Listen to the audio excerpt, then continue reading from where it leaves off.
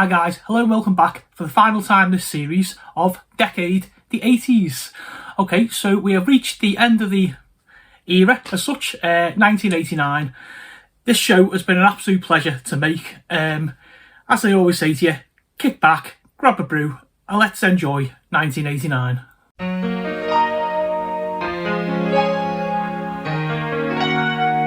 Let's start 1989 with some famous births. Cricketer for Nottinghamshire and England, Alex Hales. Footballer for Reading and Newcastle, Andy Carroll. Rebecca Adlington, gold medal winning Olympic swimmer. Peaches Geldof, the daughter of Bob and TV personality and model. Theo Walcott, footballer for Southampton and Everton. Singer and songwriter Sam Ryder. Welsh footballer Gareth Bale. Harry Potter star Daniel Radcliffe. Singer-songwriter Jess Glynn. And Emily Atack, TV personality and actress from The Inbetweeners.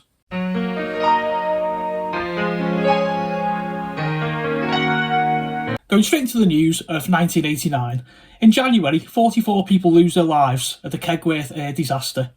Muslims protest in Bradford over the controversial Satanic Verses book by Salman Rushdie, and actor John Cleese wins a libel case against the Daily Mirror newspaper. February, and Sky Television goes on air, broadcasting Sky News, Sky Movies and Eurosport. The Ayatollah Khomeini places an order to kill author Salman Rushdie over publication of the Satanic Verses book, and William Hague wins the Richmond by-election seat for the Conservative Party. March starts with 6 people losing their lives in a train crash at Purley Station, London. Iran breaks off diplomatic relations with the United Kingdom over Salman Rushdie's Satanic Verses book, and unemployment drops to below 7% for the first time in 8 years. As April rolls round, Nottingham Forest win the League Cup, beating Luton Town 3-1 at Wembley Stadium.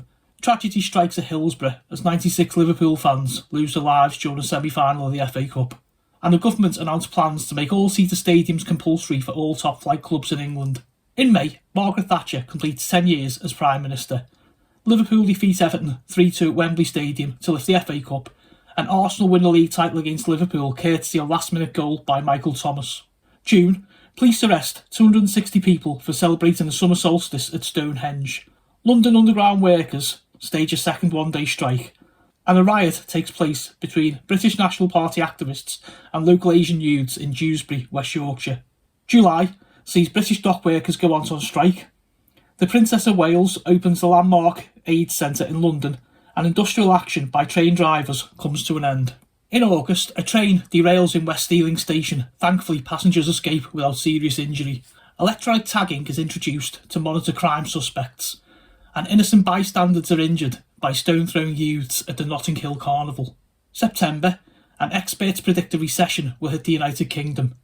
Ambulance crew members across Britain go on strike, and 11 people are killed in the Deal Barracks bombing. Coming into the autumn, and the World Wrestling Federation holds its first UK event at the London Arena. Recession fears deepen as stock market prices continue to fall dramatically, and England qualify for next year's World Cup in Italy, drawing 0-0 with Poland in Warsaw. The beginning of November saw the fall of the Berlin Wall, a concrete barrier that divided East and West Germany.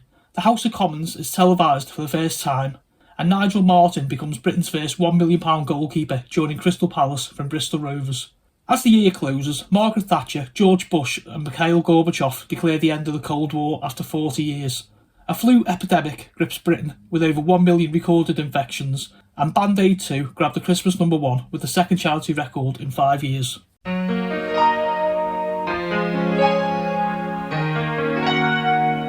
Moving on to music and the top 10 singles of the year. Number 10, Hand on Your Heart, Kylie Minogue. Number 9, Do They Know It's Christmas, Band Aid 2. Number 8, Pump Up the Jam, Technotronic.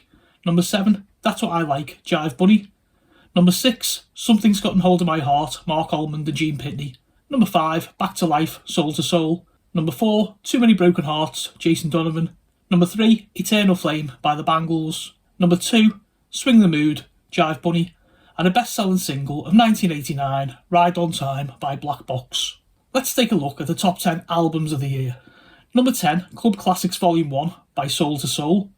Number 9, Like a Prayer, Madonna. Number 8, Foreign Affair, Tina Turner. Number 7, The Raw and the Cooked, Fine Young Cannibals. Number 6, Enjoy Yourself, Kylie Minogue. Number 5, Cuts Both Ways, Gloria Estefan. Number 4, Anything for You, Gloria Estefan. Number 3, But Seriously, Phil Collins. Number 2, A New Flame, Simply Red. And the number 1, best-selling album of 1989, 10 Good Reasons by Jason Donovan.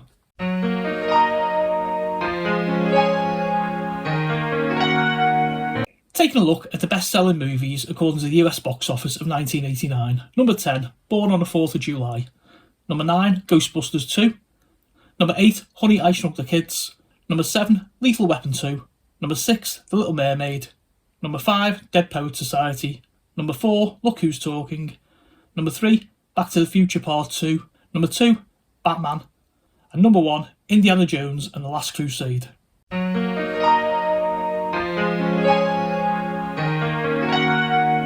What was on our tellies in 1989? Okay, so the year started with a network premiere of Desperately Seeking Susan starring Madonna. Channel 4 debuts sitcom Desmond's. BBC Two airs live coverage of the inauguration of George Bush, the 41st President of the United States of America. ITV launches the omnibus edition of Coronation Street. Channel 4 airs US sitcom Roseanne. Midnight Caller makes its UK debut on BBC One. Sky Television goes on air for the first time. Home and Away debuts on ITV. 23 million people tune in to see the EastEnders exit of Dirty Den. Frank Bruno's heavyweight fight against Mike Tyson is televised live. The second Red Nose Day airs on BBC One. BBC One airs the network television premiere of Star Trek III: Search for Spock. Channel 4 airs the network premiere of sci-fi epic Dune. The Sky Channel is rebranded as Sky One. BBC One debuts Challenge Annika. CFAX AM is broadcast for the last time. BBC One debuts Blackadder Goes Forth. Jeremy Paxman makes his first appearance as presenter on Newsnight.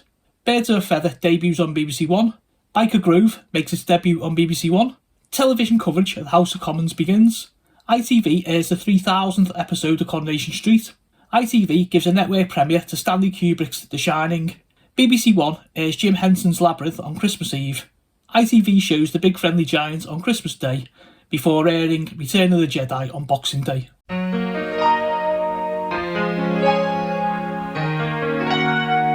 Hardware releases in 1989. NEC's PC Engine is released as the TurboGrafx 16 in North America. Atari released the Lynx handheld console.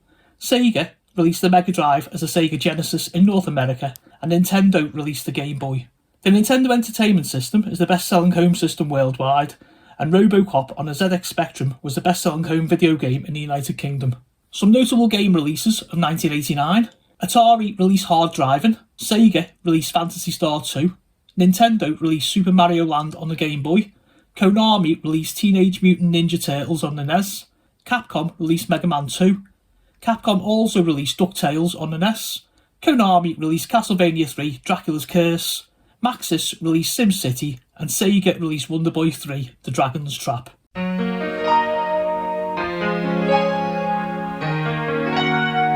And finally, those who left us in 1989. English actor Harry Andrews. Don Revie, former Leeds United player and manager. Actor Laurence Olivier. And Blue Peter presenter Michael Sundin. Welcome back, guys. So, that was 1989 and the end of the decade. Wow, the Berlin Wall, man. That brings back some memories. Look, I've really enjoyed making this series. I really have. Thank you everyone who has tuned in and watched it, followed and supported. Join me next year as Decade returns and we shall cover the mad era that was the 1990s. Thanks a lot, guys. See you next time.